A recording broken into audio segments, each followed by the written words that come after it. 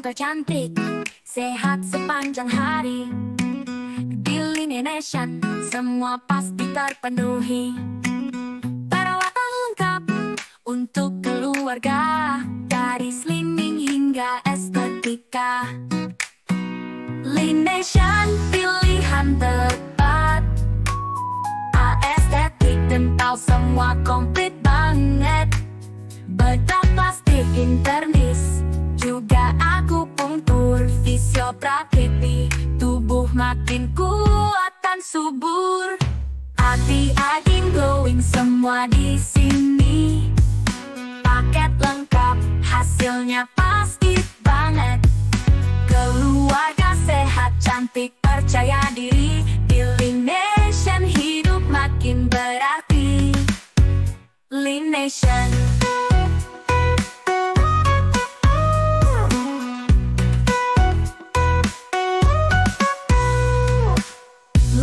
Cantik, sehat sepanjang hari.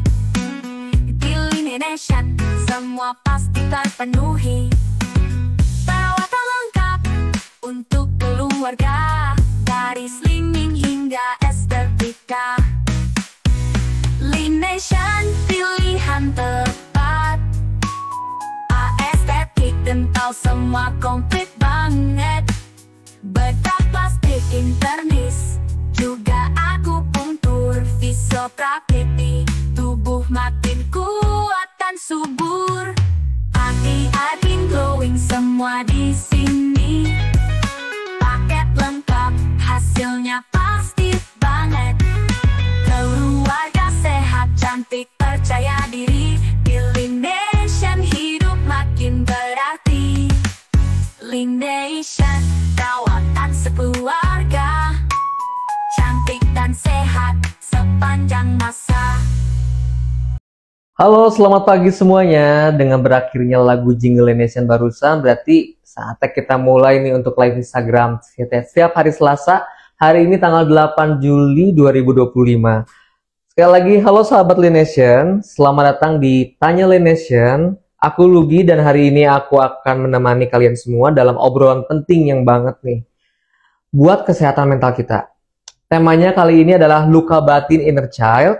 Mungkin kalian pernah merasa mood swing tiba-tiba, gampang marah, atau ada emosi yang sulit dikendalikan tanpa tahu kenapa.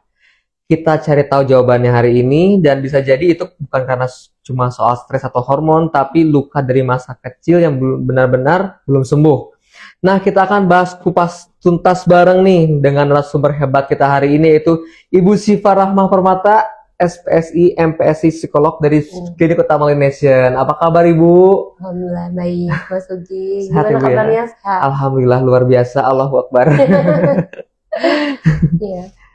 Ibu Syifa, selamat datang nih di Lini Nation ya. Terima kasih sekali lagi sudah bisa mengisi menjadi narasumber hari ini di Tanya Lini Nation. Dan boleh dong sedikit perkenalan Ibu. Mungkin udah banyak yang tahu nih sahabat Lini Nation tentang Ibu Syifa karena satu-satunya psikolog di Klinik Utama Lini Nation.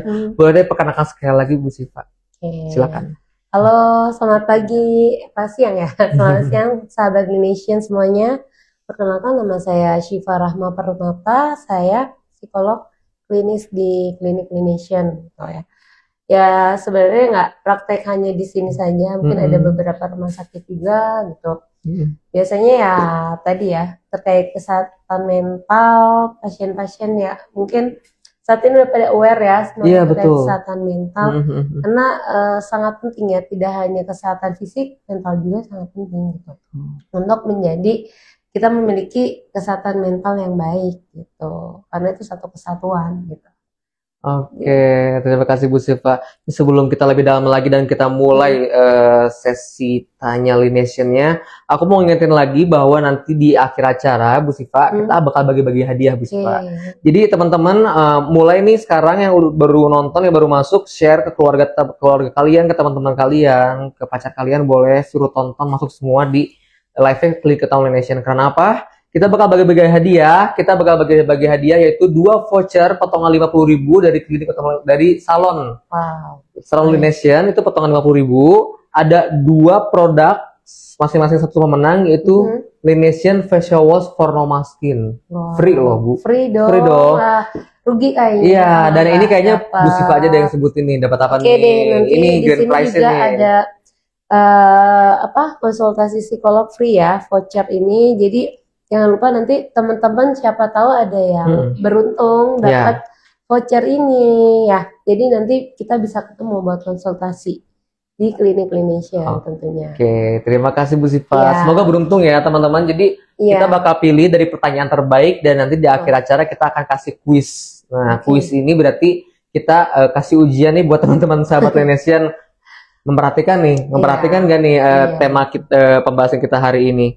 Oh ya, sedikit information untuk booking and appointment kita ada di layar bawah sini ya, ada CS123, boleh dipilih salah satu. Dan kita juga ada Shopee di Laination.id, Tokopedia di Laination.id, dan TikTok Shop di Laination.id untuk kalian bisa cari tahu tentang produk-produk Laination di depan kita ini. Oke, gitu. Mungkin langsung mulai aja ya. Mulai sesi tanya jawabnya. Oke Bu Siva nih, kita langsung mulai aja pertanyaannya. Yang pertama yang sering bikin penasaran nih untuk saat ini ya. Apa sih sebenarnya yang dimaksud dengan inner child dalam psikologi itu? Sebenarnya sih inner child sendiri pengalaman masa kecil kita yang mempengaruhi emosi, perilaku kita sampai masa dewasa ya, secara tidak langsung seperti itu. Makanya kenapa kadang orang-orang tuh saat berperilaku, misalnya berpikir, itu dipengaruhi oleh pengalaman-pengalaman masa lalu. Ya, yang pertama masa kecil kita gitu. Jadi kan kadang kita tiba-tiba nih, tadi kan Mas Sugi bilang, aduh ada yang baper, ada yang mood swing. Itu tuh kenapa ya? Mungkin di situasional ya, situasi tertentu gitu ya.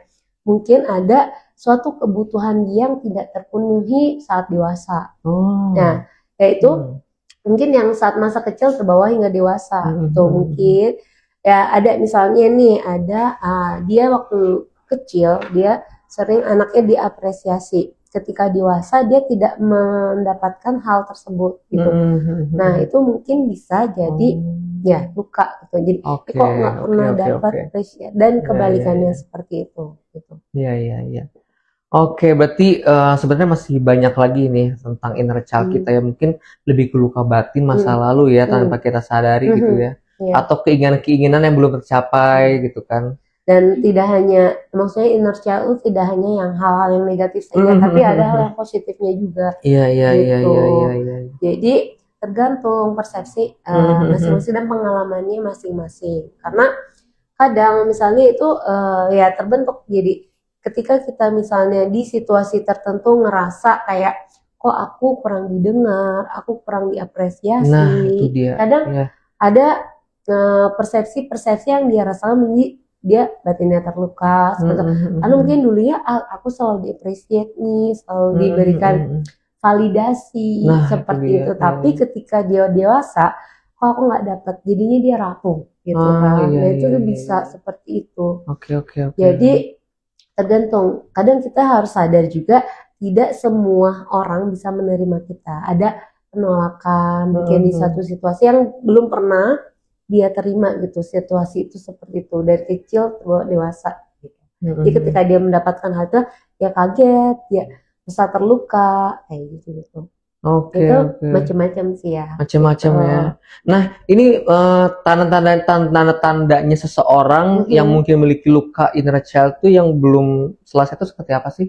Biasanya kelihatannya di setelah dewasa atau itu yang biasa dirasakan ya adanya trauma. Oke.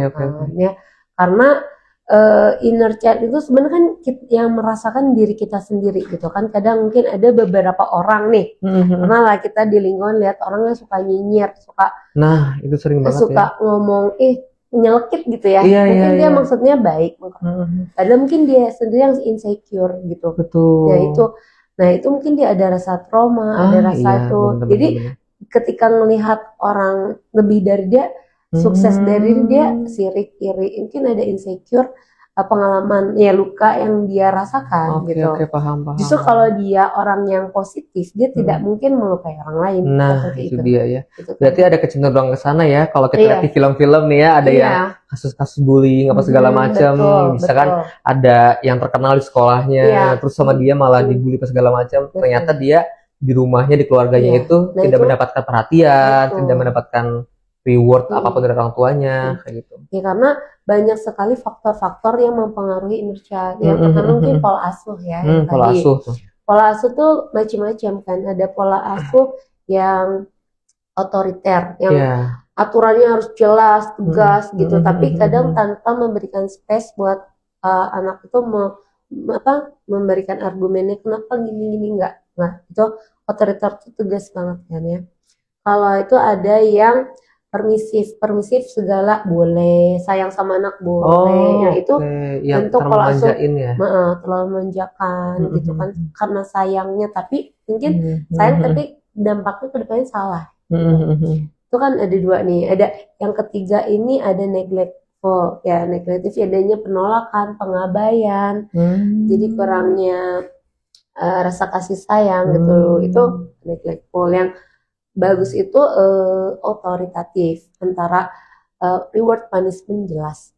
Jadi ada demokratif ya. Jadi dua arah yang sering disebut gentle parenting kali ya itu. Itu. Mungkin mungkin contoh kecilnya itu yang terakhir itu apa tadi Bu namanya?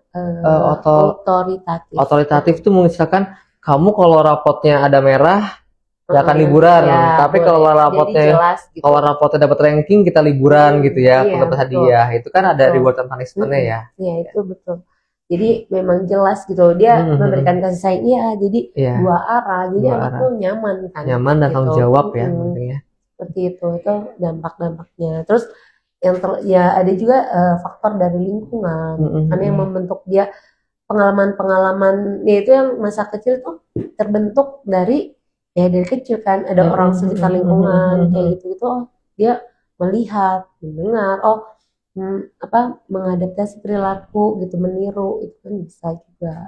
Karena memori anak usia 6 sampai 7 tahun itu sangat membekas. Jadi ada trauma, ada luka itu pasti teringat. Nah, itu dia. Kalau lagi seperti apa sih situasinya waktu dulu, kita ingat-ingat lagi, kita Syifa waktu kecil misalnya aku ya, apa sih yang membuat kamu terluka, kita ingat lagi, bagaimana kita bisa memproses hal itu, aku pas waktu itu mungkin mendapatkan penolakan gitu, mungkin waktu SMP, ada peer group gitu, itu yang membuat mungkin pas kita dewasa, kita cemas, kita pas saat mau berrelasi dengan orang lain itu ada ketakutan, tidak diterima, mungkin itu yang jadi faktor-faktor. Jadi kita bisa mengingat flashback lagi seperti apa gitu. Dengan teknik-teknik yang nanti diberikan oleh psikolog. Nah, ini berarti apakah wajar nggak sih kalau misalkan aku nih kayak lagi ngelamun atau enggak lagi lihat kejadian sesuatu, tiba-tiba ngingat nih flashback ke masa lalu nih, jadi ngerasa sedih lagi, sebenarnya wajar nggak sih kayak gitu? Wajar. Atau itu masih ada luka yang belum sembuh? Sebenarnya kalau mengingat-ingat tuh ya kan pasti adalah situasi yang kenapa waktu itu aku kayak gini, tapi dengan cara kita menerima dan udah self mencintai diri kita sendiri dulu yang pertama, kemudian bagaimana kita self acceptance, menerima diri kita itu, ya berarti kita udah sembuh, aku pernah kayak gitu, tapi aku udah memaafkan, udah legowo loh, udah dengan itu kan merupakan bagian dari diriku waktu kecil sampai dewasa sekarang, tapi bagaimana kita membawa hal itu ke arah yang lebih positif lagi, seperti itu sih. Kan kadang suka keinget gitu ya, apalagi dari film-film atau banyak lah sekarang dari faktor-faktor lingkungan kan. Ternyata dulu tuh saya kecil pernah kayak gini loh, jadi ngerasa marah lagi, jadi yang udahnya tadinya sebelumnya lupa jadi keinget lagi gitu, jadi nangis, kok tiba-tiba nangis gitu ya. Saya keinget masa kecil saya seperti ini gitu. Saya sering sih, sepertinya anak-anak muda zaman sekarang itu makanya tadi bilang baper lah gitu, mungkin dia tadi belum menerima dia memang masih terluka nih, yang tadi kata aku bilang lo ada luka kayak luka jatuh tidak diobatin kan, di plester doang nggak dikasih betadine itu kan nggak bisa sembuh, iya malah kayak infeksi kan. infeksi. Jadi bagaimana kita mau membuka luka-luka kita yang dulu meskipun sakit, tapi bagaimana kita mau mengobatinya, memproses dengan cara ya menerima tadi, mengakui salah, memaafkan dan menerima gitu dengan kejadian pernah kita alami. Iya, berarti kan suggestnya dari Bu Siva ini, kalau kita punya luka batin yang masih teringat-teringat mulu, itu harus segera dicurhatin ya. Betul. Mungkin juga bisa kan kita merasa kita terluka itu, mungkin orang tua kita juga punya luka batin yang mungkin dibawa sampai pas cara mengasuh kita atau itu kan bisa juga. Sangat pengaruh juga itu ya. Karena itu jadinya berantai gitu kan, tidak beres gitu, tidak putus gitu kan.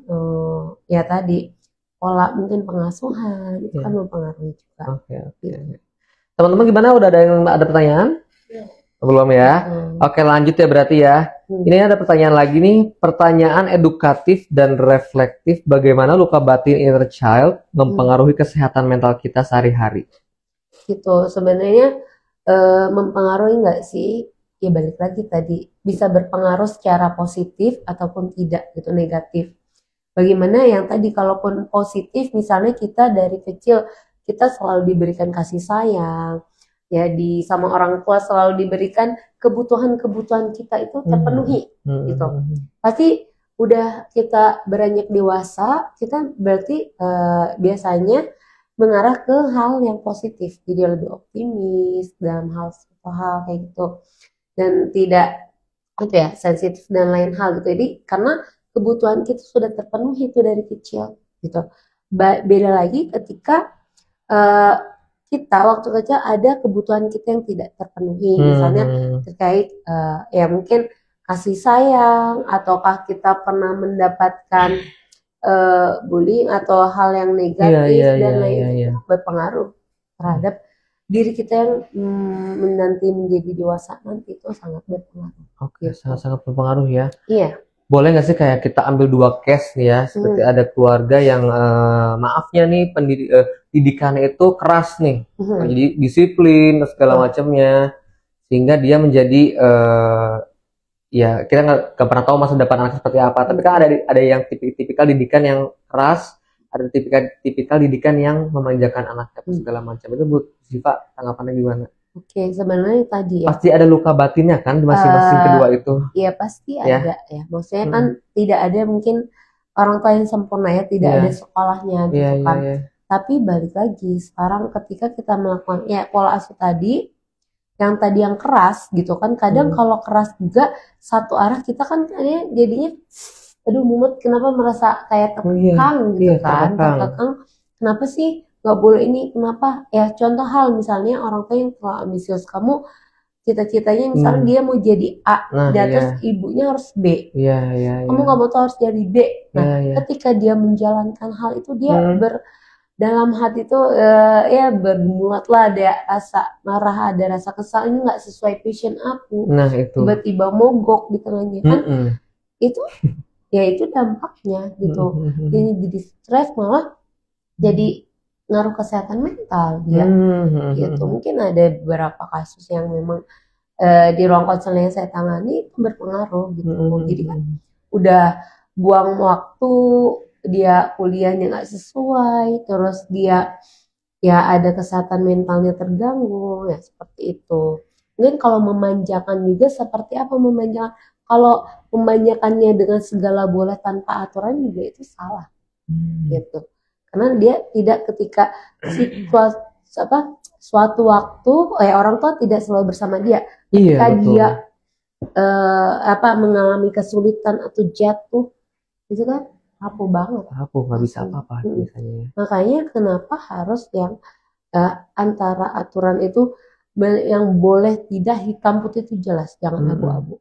Hitam jadi putih anak tahu, jadi ketika kamu pengen sesuatu ya kamu misalnya harus nabung, kamu harus dapatnya, dia kan harus ada effort, ada usaha mendapatkan sesuatu itu dengan proses gitu. Jadi nggak gampang gitu mendapatkan sesuatu hal gitu. Jadi lebih tough lah ketika dia berada di suatu lingkungan. Dia harus bisa merasakan kayak kecewa, sedih, apa, jadi nggak happy terus. Ketika Iya. dia sudah dewasa yang terbiasanya enak, apa ketika kita nggak pernah tahu kan roda terus berputar. Iya, Ketika, betul. ketika dia di bawah, kita nggak tahu dia mentalnya kuat nggak. Mungkin ada yang Iya, stres. iya, iya. seperti itu. Nah itu ngomong-ngomong tadi apa sih tentang ibunya pengen jadi apa, bapaknya pengen jadi apa, mungkin itu Ambisi sangat orang tua. ambisi orang tua itu ya perlu diperhatikan dan Mhm. makanya harus ada tes minat dan bakat ya, gitu betul. ya. Sejak dini mungkin ya kalau Iya, sekarang. boleh. Biasanya kelihatan dari umur berapa sih untuk tes minat bakat? Oke, sebenarnya kalau minat bakat itu mungkin bisa kita lihat kalau ininya ya SMA lah gitu.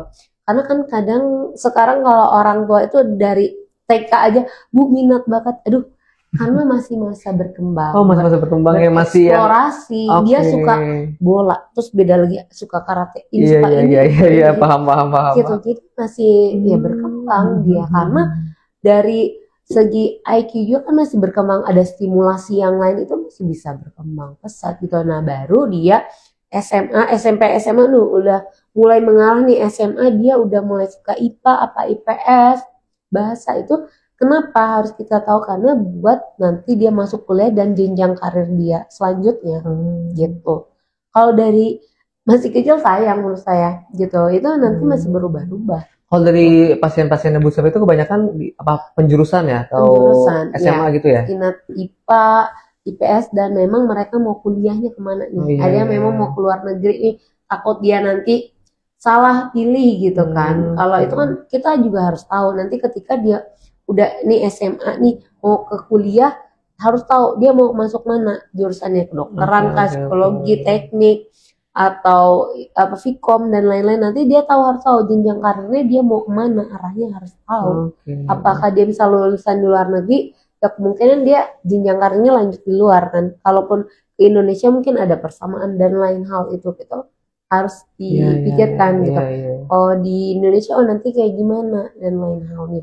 Iya, gitu. Better sih ya sahabat Linesian ketika kita punya saudara atau mungkin anaknya mungkin yang mau tahu nih tes minat bakatnya kemana gitu ya, biar jalannya mulus untuk karirnya, boleh nih datang ke klinik utama Linesian ya, ketemu Bu Siva ya. Teman-teman nggak bosan ingetin untuk boleh isi kolom komentar untuk pertanyaan seputar psikolog hari ini, dan kalian bisa info di nomor CS di bawah, dan kita ada website juga di www.linesian.co.id. Oke, belum ada pertanyaan? Udah. Udah, silakan pertanyaannya, Mbak Citra. Oke, dari KFJPG54. Luka batin bisa sampai anxiety nggak ya, Bu Dok? Oke, sebenarnya kalau luka batin bisa sampai anxiety, bisa sampai cemas. Ya karena tadi dia belum tahu nih, aku tuh luka batinnya tuh apa, triggernya tuh apa. Gitu. Pasti ketika seseorang cemas, trauma, stres, itu kan pasti ada yang men-triggernya ya. Ada sesuatu hal yang membuat dia sampai cemas. Situasi apa sih gitu.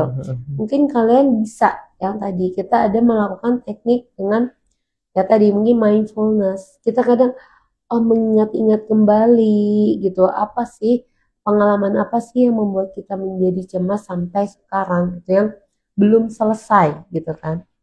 Jadi balik lagi tadi dengan cara apa ya, tadi kita ingat kembali pengalaman kita yang masa lalu, apa sih yang membuat kita cemas gitu, dengan aku tahu nih masalahnya yang membuat aku cemas tuh mungkin ada tekanan, ada tuntutan gitu ya, terkait mungkin achievement kah atau apa yang mungkin sampai saat ini kita mungkin tidak tervalidasi hal itu. Jadi cemas ketika mungkin dalam hal pekerjaan nih kamu udah bagus di tempat situ gitu ya, dengan jenjang karir kamu yang kamu capai sekarang, tapi kamu masih merasa cemas, karena mungkin kamu tidak mendapatkan validasi itu gitu ya. Jadi cemas bener nggak ya, ini ya. Jadi manusia tidak pernah merasa puas gitu kan.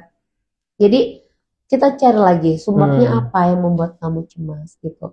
Kalau sembuh bisa sembuh gitu. Dengan ya kita harus tahu dulu, dan kita mau ya dengan cara mau menerima gitu, dan memaafkan hal tersebut sampai ya kita udah self acceptance aja, terima gitu dengan proses luka batin tersebut. Oke, semoga terjawab ya Kak JPG Bapak tadi. Iya, ada lagi pertanyaan?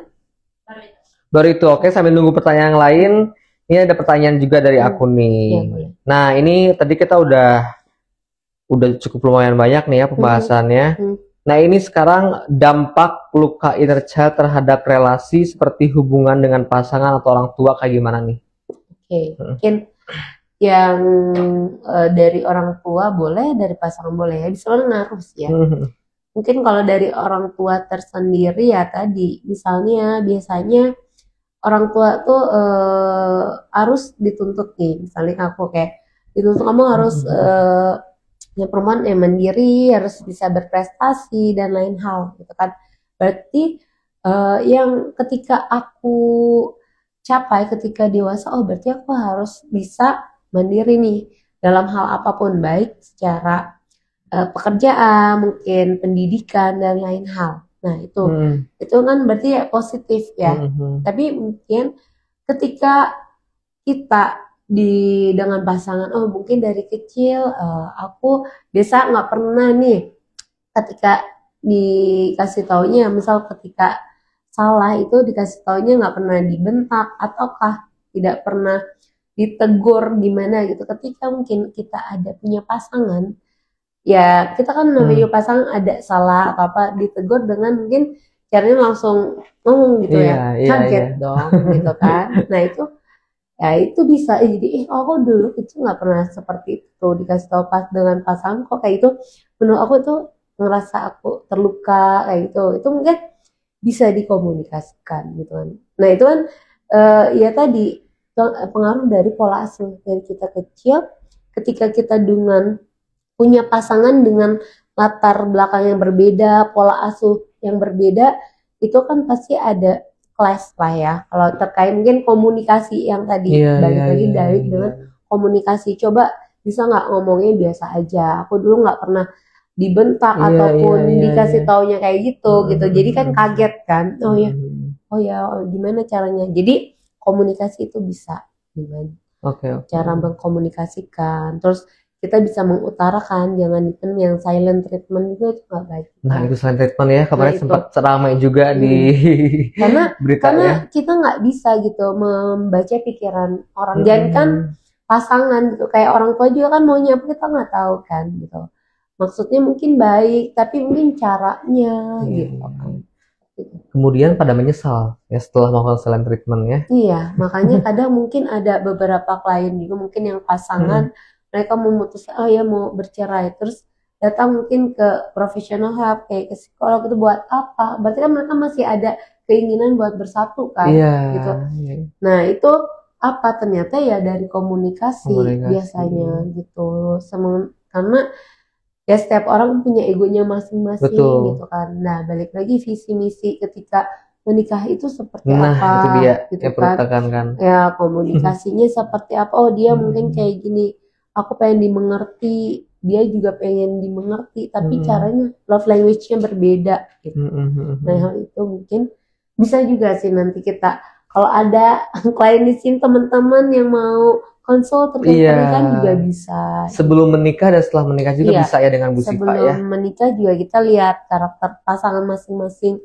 Karena mungkin pas udah menikah beda banget ya gitu. Yang tadinya cuma pas pacaran ketemu, jadi pas udah menikah tuh ya beda banget sih pasti. Beda banget tuh teman-teman. Boleh ya teman-teman kalau ada yang mau nanya ya Citra. Ya. Oke ada ya. Dari Kak aku mau tanya, kalau anak cewek umur 3 tahun kadang suka takut melihat orang baru atau saudara jauh, itu kenapa ya? Sama cara penanganannya gimana ya ke anak agar anak jadi tidak takutan lagi? Terima kasih. Oke ya, sangat wajar ya ketika anak usia 3 tahun dia ketemu orang baru yang biasanya dia ya berkomunikasi mungkin dengan significant person ibu atau ayahnya dan ketika ketemu orang lain ya dia orang baru dia pasti takut, itu sangat wajar.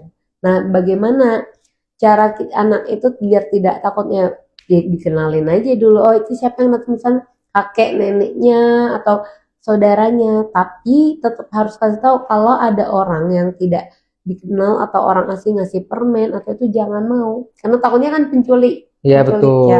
Jadi tetap kasih edukasi gitu, pengenalan pada anak gitu, karena wajar sekali ya anak-anak usia di bawah kayak 3-4 tahun itu kalau ketika ketemu orang baru tuh takut gitu, karena ya mereka jarang ketemu juga gitu kan, Iya iya iya. Atau jarang berinteraksi jarang gitu. jarang berinteraksi dengan dunia luar, atau misalkan Iya. jarang dibawa ke tempat keramaian, Iya, itu betul. sangat-sangat mempengaruhi ya. Iya, ya karena insecure, dan ketika mereka mungkin mau masuk sekolah aja ada rasa insecure juga Nah kan, iya. ada rasa kayak insecure, separation anxiety itu ada bahasa psikologi, jadi adanya perpisahan antara ibunya gitu kan, padahal cuma sekolah. Dia kan kalau anak kecil taunya oh mamaku ninggalin aku gitu, nanti siapa yang jagain aku. Aduh, Nah saya jadi itu inget nih.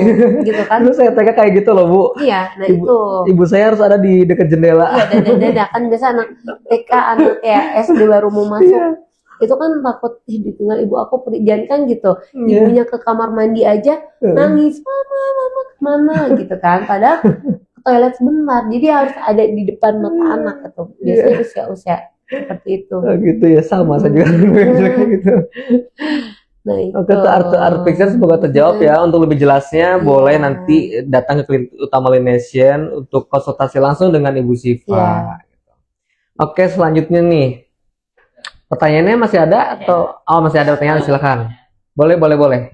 Dari kapipit.hayati, Halo Kak Pipit. gimana cara memastikan kita punya inner child atau enggak ketika hanya tanda-tanda sesekali yang muncul tapi nggak parah, itu mastiin inner child atau bukan, gimana ya? Oke, sebenarnya memastikan inner child atau bukan itu ya tadi dari pengalaman-pengalaman kita yang masalah waktu kecil itu yang mempengaruhi ke perilaku kita, cara berpikir kita. Nah, itu ketika misal kita ngerasa nih tadi di situasi tertentu kok aku merasa ini gara-gara aku, ini salah aku, misalnya dalam hal pekerjaan nih pas waktu dewasa. Padahal itu nggak hanya tentang kamu loh gitu salahnya gitu kan. Apa mungkin dari kecil tadi dia selalu disalahkan apa-apa. Oh ini kamu yang salah, jadi terbawa sampai dewasa, sampai besar. Nah ketika di hal misalnya dalam hal pekerjaan, oh ini ada misalnya ada masalah dalam pekerjaan, oh ini salahnya aku, ini salah aku. Coba refleksikan lagi, itukah memang salah kamu nggak? Coba rubah persepsinya, point of view-nya mungkin dari orang lain, bukan salah kamu kok, memang ini kan tim, jadi iya ada kesalahan yang bersama yang dilakukan misalnya dalam hal tersebut. Maksudnya selama tidak mengganggu, sampai ya tadi kan ada yang mengganggu dalam berperilaku, berpikir, dan tadi jadi baperan, sensitif, setiap ada situasi yang sama, mungkin ada luka batin. Tapi kalau masih sekali ya itu cuma refleks nge-recall lagi, oh ya itu memang aku pernah kayak gini, tapi yang tidak berpengaruh sampai sekarang ya tidak masalah. Oke. Itu sih. Semoga menjawab ya. Iya. Ada lagi pertanyaannya? Dari Kak Kartika. Oke. Bagaimana cara menghilangkan rasa trauma yang berlebih? Oke, kalau trauma sendiri ya tadi harus diberikan ya tadi intervensi. Kita harus tahu dulu nih, teman-teman kalau punya trauma sebaiknya tadi datang ke professional help ya, ke psikolog, buat tahu apa sih yang dia rasakan, trauma apa sih yang memang sampai saat ini yang bikin dia takut, yang bikin dia tidak menerima dengan keadaan hal tersebut gitu kan. Karena kita nggak bisa aku trauma, tapi kita harus tahu dulu traumanya apa. Kayak misalnya kita sakit gigi nih, tapi kita nggak tahu sumber gigi yang mana, ya berarti harus cek ke dokter gigi kan. Nah sama kayak psikolog juga, kita harus tahu masalahnya tuh apa, karena banyak sekali yang dapat membuat seseorang menjadi trauma. Situasi apa dari kecil, momen seperti apa sih yang membuat dia jadi ke-trigger lagi, teringat lagi, jadi lukanya membekas lagi ya, karena ya sampai dia dewasa dia tidak diobati ya, jadi menjadi infeksi itu Nah, nanti mungkin kalaupun ke psikolog, kita pasti nanti ada prosesnya. Bagaimana kita menyembuhkan luka, pasti kita buka lagi lukanya, kita sembuhkan dikit-dikit. Ya, sampai ya tadi dia sampai proses ya self acceptance tadi, menerima. Nah, Itu. sampai Karena kan kita harus mencintai diri kita dulu. Ya, sebelum kita bisa mencintai orang lain, ya mencintai diri kita sendiri dulu dengan trauma yang kita rasakan dan pengalaman-pengalaman yang kita lalui sampai kita dewasa sekarang, kemudian bagaimana kita menerima hal tersebut gitu. Oke. Ini jadi sangat amat banyak menyadarkan kita ya Iya. tentang kita harus mencintai diri kita sendiri sebelum ke orang lain gitu Betul. ya. Betul. Karena kebanyakan mungkin yang sering kita lihat orang tuh sampai sebela itunya ke orang yang dia cintai gitu tanpa memikirkan kondisi mentalnya diri sendiri gitu ya. Karena mungkin tadi ada kebutuhan-kebutuhan yang tidak terpenuhi waktu kecil yang terbawa sampai dewasa yang belum tervalidasi. Itu. Jadi memang ya ketika kebutuhan kita, jangan gitu kan, kita sebagai manusia punya basic need yang harus dipenuhi. Kebutuhan makan, kebutuhan sandang, pangan, papan itu harus terpenuhi. Memang karena itu yang membuat kita menjadi secure, aman gitu. Oke, ini sambil teman-teman bisa dilihat ya, ini ada promonya dari Bu Siva nih. Coba diulangin lagi. Ada promo psikolog nih teman-teman yang pengen tahu nih fasilitas layanan klinik Tomolinesian. Kita selain ada estetika di sini, bedah plastik, kita ada spesialis ortodonti, neurologi dan lain-lain. Kita ada psikolog di sini. Nanti teman-teman boleh lihat di sini ya, ada program-program khusus bulan Juli nih dari Bu Siva. Mana nih? Oh, nunggu ini kayaknya. Banyak promonya ya. Promonya banyak. Biasa promo tengah tahun nih. Iya, promo tengah tahun, promo liburan sekolah juga ada. Wow, banyak banget. Ini kan komplit pokoknya ya, teman-teman. Makanya datang ke Klinik Tomolinesian biar tahu promo apa aja. Klinik Tomolinesian, Jalan Lemah Nendet nomor 10 Bandung. Iya. Dekat kampus Maranatha. Banget nih. Jangan sampai salah, soalnya banyak yang ada Lemah Nendet yang di daerah Ciputra kalau nggak salah. Oh ya? Oh berarti ada 2 tempat ya. Kalau ini kita ini dekat Maranatha. Iya, kita dekat Universitas Kristen Maranatha. Oke, sambil nunggu ini promo. Nih masih ada pertanyaan nih. Tadi kan ada sedikit tentang pembahasan tentang terhadap fisik ya. Jadi inner child ini bisa mempengaruhi fisik seperti sering sakit atau merasa cepat lelah nggak?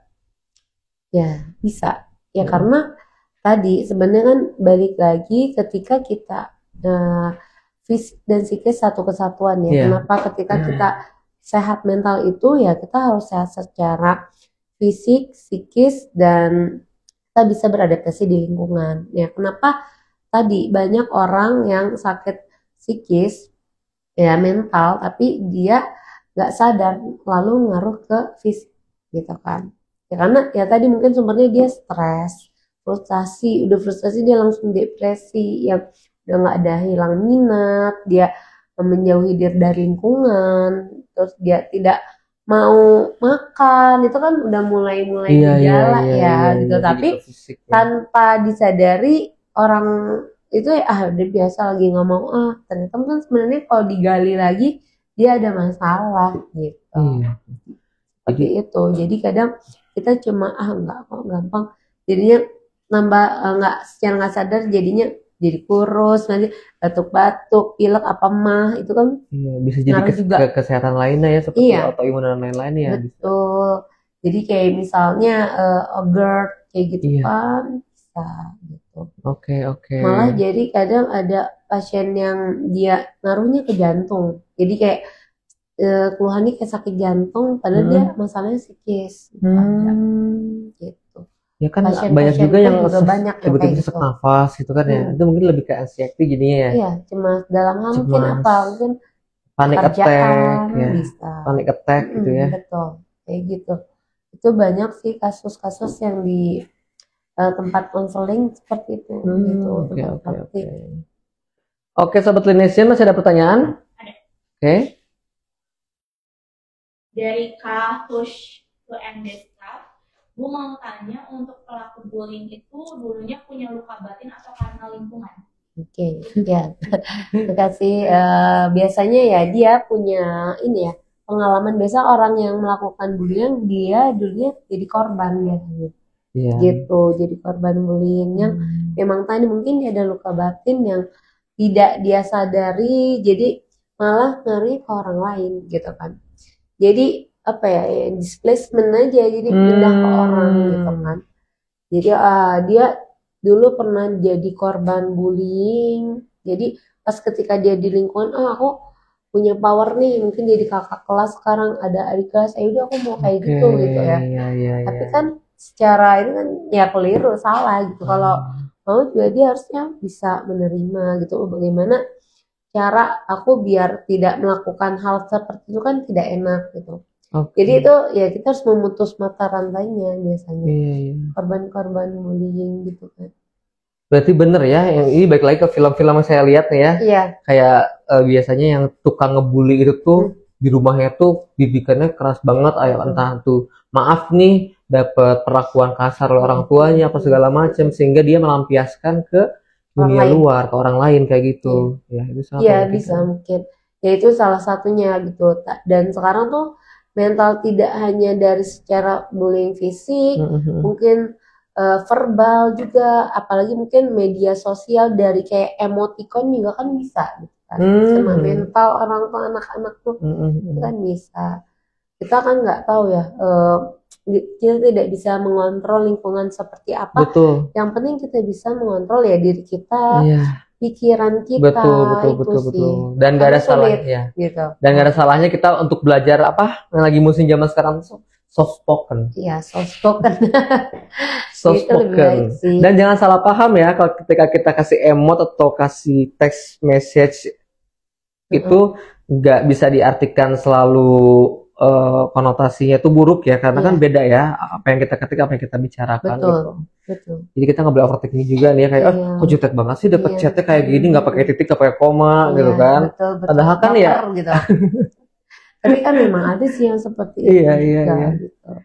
Sebelum kita nanti mungkin ada pertanyaan-pertanyaan lagi dari teman-teman, bagaimana cara membedakan antara trauma berat dengan luka batin yang ringan pada masa kecil? Oke, sebenarnya kalau membedakannya itu seperti apa? Sebenarnya kalau inner child itu juga sebenarnya ada trauma juga ya dari masa kecil kita, tapi yang tidak terlalu berpengaruh pada tadi pikiran kita atau perilaku kita sampai terbawa ya berpengaruh kepada kehidupan kita sehari-hari gitu. Tapi kalau trauma itu ya sangat-sangat yang sesuatu hal yang memang kita tidak takut gitu, kita takut menghadapinya, kita sampai tidak mau gitu. Misalnya kita kayak trauma dalam hal ya tadi berhubungan dengan punya pasangan gitu, mungkin ada trauma berat sehingga orang itu memutuskan tidak mau gitu punya pasangan, itu berarti kan ada sesuatu trauma yang dia rasakan. Tapi kalau masih dalam tahapan kayak inner child tuh ada luka-luka yang masih bisa dipahami, masih bisa diatasi, itu masih oke gitu. Tapi ya tadi kalau udah trauma berat banget ya sebaiknya kita sembuhkan gitu. Ke professional help. Kenapa ya? Karena takutnya itu ya mengganggu tadi. Misalnya kita trauma pacaran pernah dilakukan KDRT dan lain-lain gitu. Dia sampai tidak mau punya pasangan. Iya. Ya, tapi bukan berarti maksudnya dia lukanya sembuh, enggak kan? Traumanya sembuh kan? Enggak gitu. Tapi bagaimana dia mau menerima hal itu ya ke depannya, mungkin dia pengen punya pasangan atau tidak itu pilihan. Tapi setidaknya dia cintai diri dia sendiri dengan menyembuhkan luka atau traumanya itu sih. Oke. Gitu. Itu lebih ke trauma tadi ya, trauma ringan dan berat. Udah ada nama pemenangnya? Ada siapa? Pertanyaan atau apa? Apa menang ya? Oke. Kalau ini Bu, saya jadi penasaran. Ini kan tadi kan kita sebut kita tuh ngebahas tentang trauma-trauma masa kecil. Tapi ada juga beberapa case itu misalkan seorang cewek tuh yang butuh seorang bapak. Itu disebutnya apa ya? Jadi dia tuh mencari pasangan dan dia sangat bergantung dengan pasangannya tersebut. dan dia alasannya karena saya butuh seorang bapak. Itu apakah ada luka batinnya atau gimana? Ya, Seperti itu. itu mungkin bisa jadi dia kan kalau apalagi anak perempuan ya, first love-nya tuh mungkin ayahnya ya. Dari teori itu dia significant person-nya tuh ayahnya. Ketika mungkin dia dewasa, dia tidak jauh pasti akan melihat figur ayahnya. Gitu, pengen cari pasangan yang punya standar seperti ayahnya, seperti itu. Tapi dilihat lagi ketika mungkin dia terpenuhi kebutuhan dia nih waktu kecil dengan figur ayahnya, pasti dia udah dewasa pengen mencari seperti figur ayahnya gitu, tidak jauh kebapaan atau ada sikap perilaku yang kebutuhan dia yang terpenuhi yang tadi, makanya dia pengen mencari sosok yang lebih dewasa dari usianya, yaitu membuat dia nyaman gitu.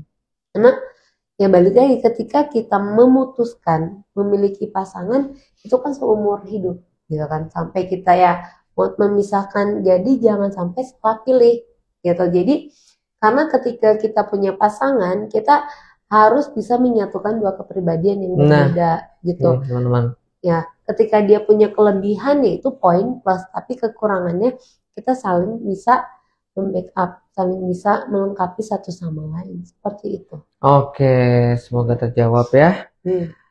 Oke, teman-teman, ini kita mau ngumumin nih pemenang kuis di 8 Juli 2025. Nah, sebelum kita mengumumkan, aku mau ngasih info kalau voucher dan produk ini, Bu, diklaimnya itu kita kasih batas waktu 2 minggu ya dari hari ini.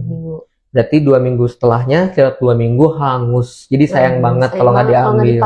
Iya, jadi teman-teman, kelima pemenang ini setelah kami sebutkan itu wajib banget untuk mengambil dan mengklaim hadiahnya ke Klinik Utama Leonesian di Jalan Lembah Hendet nomor 10 Bandung. Jadi biar tahu nih kliniknya kayak gimana. Iya, main ke sini. Iya, main ke sini.